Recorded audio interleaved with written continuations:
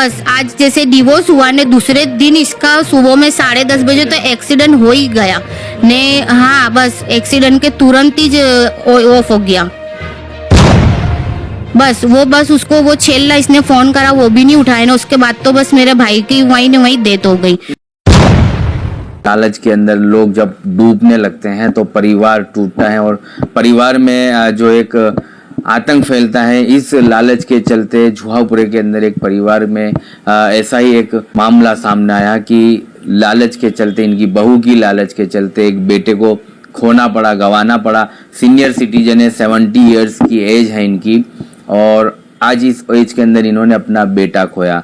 क्या थी पूरी कहानी, बहू का किस तरह से इन परिवारों के ऊपर त्रास था। हर वक्त जब ऐसी खबरें चलती है तो महिलाओं के लिए तो हर कोई आवाज उठाता है, लेकिन ऐसे सीनियर सिटीजन ने जब अपना बेटा खोया तो इनके लिए कौन आवाज उठाएगा। ये पुलिस थाना के चक्कर काटते हैं। अखिल भारतीय महिला संघ के साथ जब इनका राब्ता होता है तो कहीं ना कहीं इनकी उम्मीदें जागती है। कैसे देखते हो, क्या कहोगे, कितनी कुछ परेशानी है, क्या थी आपकी कहानी अखिल भारतीय महिला संघ में जब जरीना खान के पास आप पहुंचे तो आपको कितना उम्मीद किरण? शुरू से तो वो लड़ाई झगड़ा कराई करती थी लड़के से न, लड़का ऊपर रहता था, हम नीचे रहते थे अलग ही।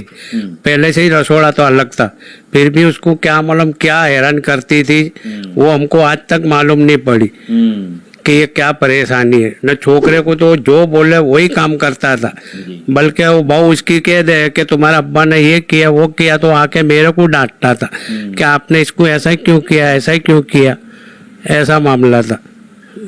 तो ये लड़ाई झगड़े का एक दिन ऐसा भी आया कि इस लड़ाई झगड़े ने एक बड़ा स्वरूप पकड़ लिया। बरोबर, हाँ। तो चल हमको 2 दिन पहले खबर पड़ी कि इतना सारा ऊपर ये लोग लड़ रहे। तो 2 दिन पहले खबर पड़ी ना, दूसरे दिन भी हमने बहू को समझाया कि देखो बेटा वो आवे ना रिक्शा पे सी तो आप कलकलाट मत करना। तो भी उतना तो उछल पड़ी। तो उछलने से छोकरे का मानसिक एकदम जैसा गुस्सा हो गया न। उसने हमारे सामने, इसकी भेड़ा भी थी, हम भी सामने थे घर में न, उसने 3 बार बोल दिया। फिर हमने तो उसका मुंह भी पकड़ लिया, बेटा तू क्या बोलता है, ऐसा क्यों बोलता है। उसने तलाक दे दी इसको। फिर वो शाम को चली गई ना। दूसरे दिन फजर में तो 11 बजे खबर भी आई कि भाई उसका एक्सीडेंट हो गया ना, आपका छोकरा मर गया। जब एक जवानी में जवान बेटा गंवाना इस उम्र के अंदर, और वो भी घर की बहू के त्रास के चलते, तो कितना कुछ दुख होता है ये परिवार ही जान सकता है। इनकी जो एलिया है, इनकी बीवी, ये भी मौजूद है, उर्दू टीचर है और 65 इयर्स की एज है। दोनों परेशान है, सीनियर सिटीजन है और इस उम्र के अंदर किसी का सहारा ढूंढ रहे हैं। ये क्या कहोगे, बेटा गंवाया आपने और आपके ऊपर जो जुल्म और सितम आपने सहे वो और कोई नहीं सह सकता। हमारे ऊपर बहुत मेरे छोकरे ऊपर बहुत जुल्म करती थी, बोलती थी, वो करती थी। हमारे सब चीजें भी लेके गई, सोना भी 3-4 तोला, अरे अंगूठियां है, दौड़ाए। हमको भी है 3 महीने बाद खबर पड़ी कि ये इन्हें तो ऐसा करती मेरे लड़के के साथ। हाँ लड़ती है ना, करती है। वो तो रिकॉर्डिंग फिर बच्चों ने बताई मेरे को कि देखो अम्मी ये सब बोलती है इसको। तब मेरे को खबर पड़ी, मर गया उसके बाद। कि रोज वो त्रास तो होता है। हाँ रोज त्रास करती थी ना। बच्चों भी आते थे ना तो उनको भी बंद करवा दिए। मेरे पोतरे भी नहीं आते अब घर के, ना कह दिया कि अब नहीं आएंगे तुम्हारा मिलने। सब भी करते थे वो। वहम खाती थी ना, मेरे लड़के के ऊपर वहम खाती थी कि तुम तो वागनर के साथ फंसे रहे ना, उसके साथ बहुत वहम खाती थी। रिक्शा में भी बैठे तो रिक्शा वालों के भी नंबर मांगे, जो पैसेंजर बैठे उनके भी नंबर मांगे कि दो कि किसको बिठाए ले। तब वो क्लास करती थी मेरे छोकरे के साथ। तो हमको कुछ नहीं कहता था। फिर छेल हमको बताया सब, मन ने तलाक दिया उस दिन रात को। फिर बताया उनने सारा कि ऐसा करती है मेरे साथ। तो जिस दिन तलाक हुआ उसी दिन लड़के ने सब कुछ हकीकत आपको बताई। आपको बताया सबके ऐसा हो रही है। हमको तो मालूम भी नहीं, हम ऊपर नीचे रहते थे पर हमको जरा मालूम नहीं। और रोज 500 रुपए दे तो भी कलकलट करती थी ना, खाना भी पकावे नहीं पकावे, ऐसा ही। न मरने की धमकियां तो बहुत दी थी इसको, बहुत लड़की ने बहुत मरने की धमकियां दी थी। हाँ, एक पेरी चालू बाइक पे से गिर गई। एक दफे नदी में क्या पढ़ने जाती हूँ, एक दफे के फांसा खा जाऊंगी, कि एक दफे के जल के मर जाऊंगी, तो छोड़ कर को तो बिल्कुल बस में कर लिया था। वो बहुत डर डर के रहता था, बहुत डरता था इससे, पर हमको कुछ नहीं बताता था। हाँ, फोन भी मेरे व्यापारियों के आवे ना, मेरे व्यापारी थे ना, मेरा लड़का मेरा टेम्पो चलाता था, तो रोज वो मेरे को 300 देवे न, 700 का भाड़ा था, तो मैं उसको 400 दूँ ना, मैं 300 रुपये लेता था। तो भी बहू कहे कि जैसे कि तुम मेरे पे एहसान करता मेरा छोकरा ने। एक दिन तो किया था कि ये तुमको 300 ना दे तो तुम भूखे मर जाओगे, हमारी ऐसी हालत हो गई। आपको आंखों से भी नहीं दिखता? नहीं दिखता। कमाने का तो ये एक ही सहारा था, ये एक ही था। अभी अल्लाह ही हमारा पूरा करता है।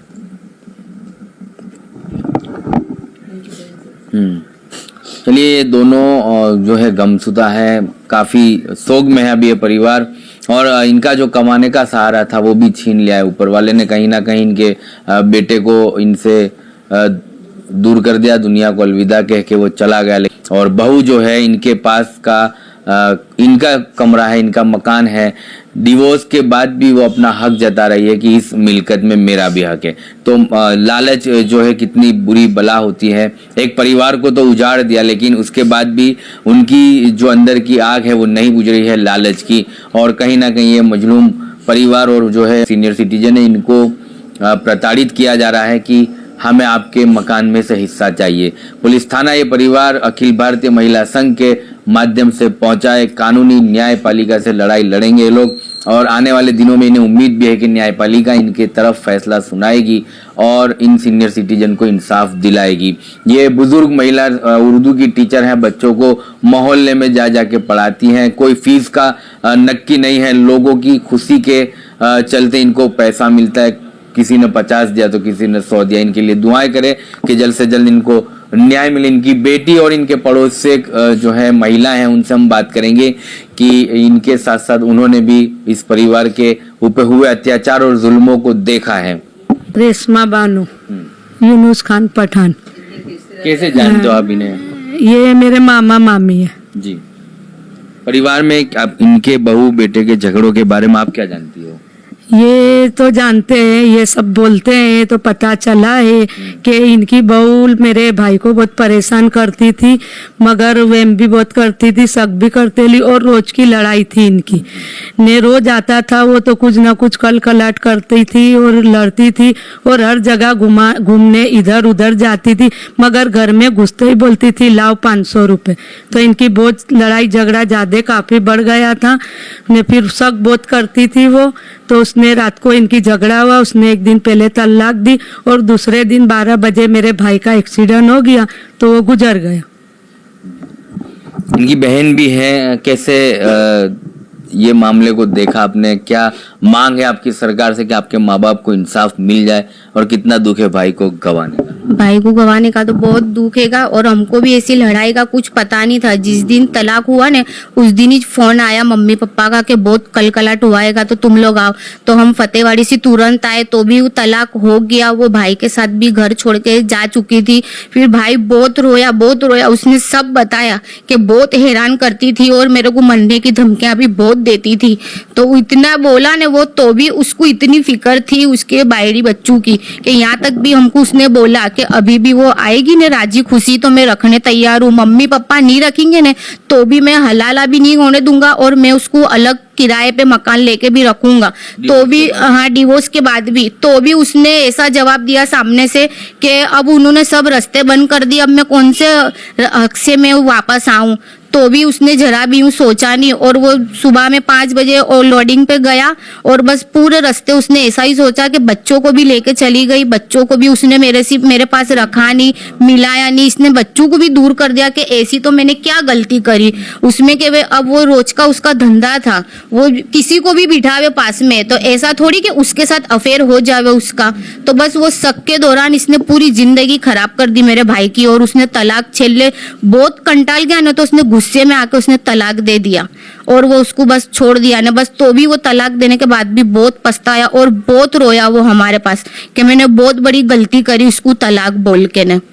बस ये बहुत इसने हैरान कराएगा भाई को, तो अब हमारे दिल पे से भी बहुत उतर गई है। बस अब मेरी मम्मी पापा को इंसाफ मिले बस, और दूसरा कुछ नहीं हमारे चाहिए।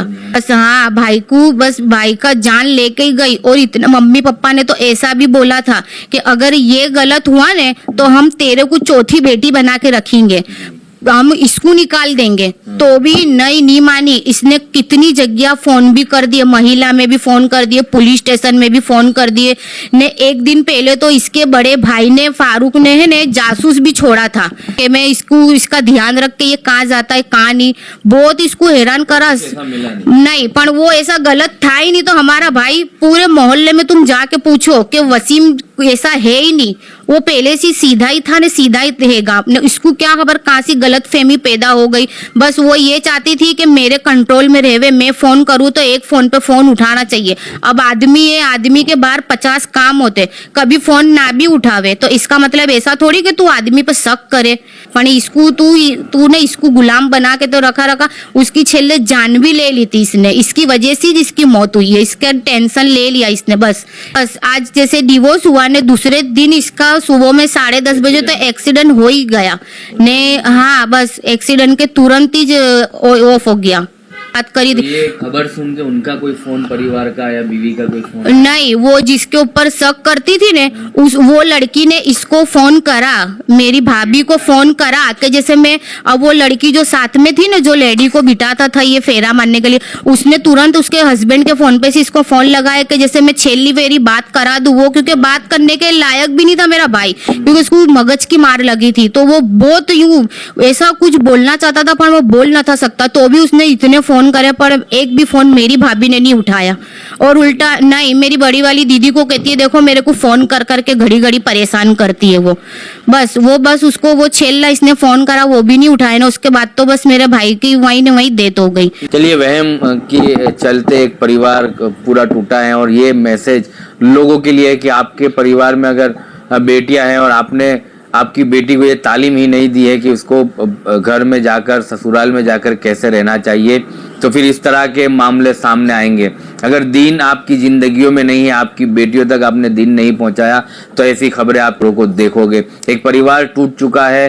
बाप, जो 2 बच्चे हैं वो यतीम हो गए, उन्होंने अपना बाप खोया, और जो बीवी थी वो बेवा हो गई। परिवार आज गमसदा है, सोग में है, रो रहे हैं, सीनियर सिटीजन, इनका कोई सहारा नहीं है। वहम के चलते परिवार जो है तहस नहस हो गया है। तो हम लोगों से अपील करते हैं कि आप भी समझिए, आपकी बेटी को भी ये दीन की दावत दीजिए, इस्लाम सिखाइए, नबी करीम सल्लल्लाहु अलैहि वसल्लम की जिंदगी अपनी जिंदगियों में उतारिए, कुरान पढ़िए, सिर्फ पढ़ने के लिए नहीं, समझने के लिए।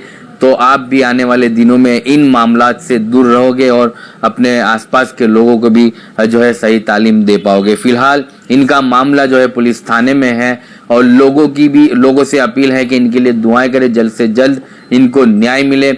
महिला अखिल भारतीय महिला संघ से जरीना खान इनके साथ इस मामले में कंधे से कंधा मिलाकर लड़ रही हैं।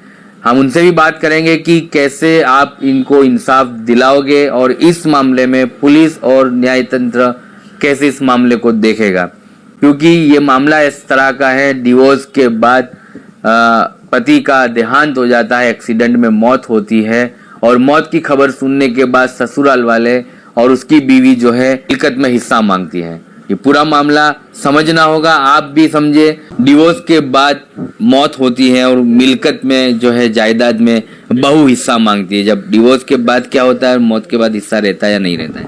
अस्सलाम वालेकुम। ये नफीसा बानू हमारे वहाँ 5 तारीख से आ रहे हैं और रोजाना इनकी बात सुन रही हूँ, और इन्होंने बताया कि मेरे बेटे का इंतकाल हो गया है 2023 के अंदर, और ये मकान है जो मेरी वालिदैन ने मुझे हिस्से में दिया था, ये हिस्से के अंदर भी मेरी बहू मांग रही है। उसके अलावा भी हमने इसको रिक्शा दे दी है उसकी आवक के लिए। इस कदर ये औरत झगड़ा करती थी कि इनके बस के बाहर की बात थी कि इसके साथ ही कैसे रहें और कैसे इसके साथ रास्ता अपनाएं। और ये बातें होने के बावजूद भी इन लोगों ने अपना मुंह बंद रखा, और बंद रखने का नतीजा इनको मिल गया है। जो इनका जवान बेटा था वो मानसिक टेंशन में एक्सीडेंट के द्वारा इंतकाल हो गया है। उसके बाद भी वो बहू कहीं भी मतलब जा रही है अपना हिस्सा मांगने के लिए, दारुल-उलूम में भी गई, उन्होंने भी फतवा दिया है कि जब तलाक हो गई है, बच्चे तुम रख रही हो या उनको दे दो। दादा दादी ने मांगे बच्चे कि भाई बच्चे हम पालेंगे, वो बच्चे देने के लिए तैयार नहीं है, तो हक किस तरह दे? इनका तो कोई है ही नहीं ना आगे पीछे कोई कमाने वाला। कहने को इनके भाई हाफिज जी हैं, मगर खुद हाफिज बने मगर बहन को दीनी तालीम नहीं दिएगी जो तालीम देनी चाहिए थी। ये सबसे बड़ा दुख है। तो हम अपनी तालीम हमारे घर से क्यों नहीं शुरू करते हैं? जो आज कहीं और घरों में आग लग रही है, जो ऐसे बुजुर्ग हैं जिनको हमको मदद करनी चाहिए।